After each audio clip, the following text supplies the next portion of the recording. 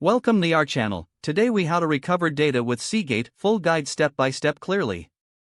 To recover data with Seagate, start by identifying the type of Seagate device you are using. Ensure that the device is properly powered on and connected to your computer. If you are using an external hard drive, connect it using the USB cable that came with the device.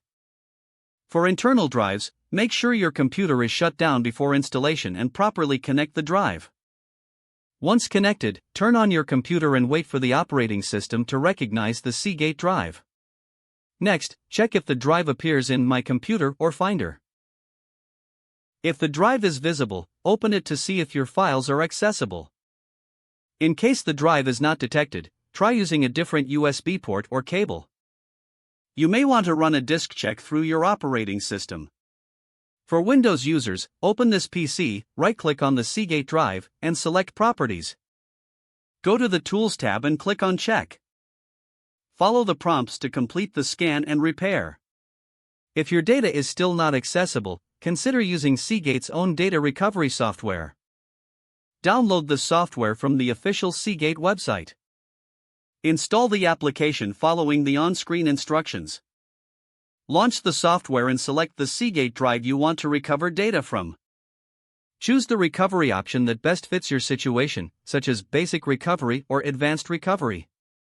Initiate the scan process and wait for it to complete. Once the scan is done, review the recovered files for any that you need. Select the files you want to save and choose a destination folder. Ensure you save the recovered data to a different drive to avoid overwriting. After the recovery process, safely eject the Seagate drive from your computer.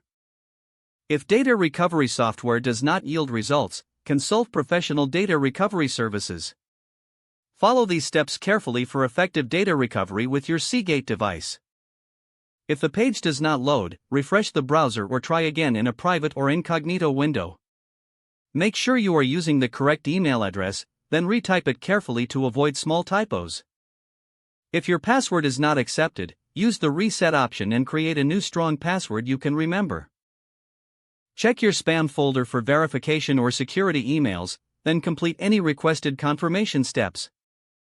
Don't forget to like this video and subscribe to our channel for more step-by-step tech guides.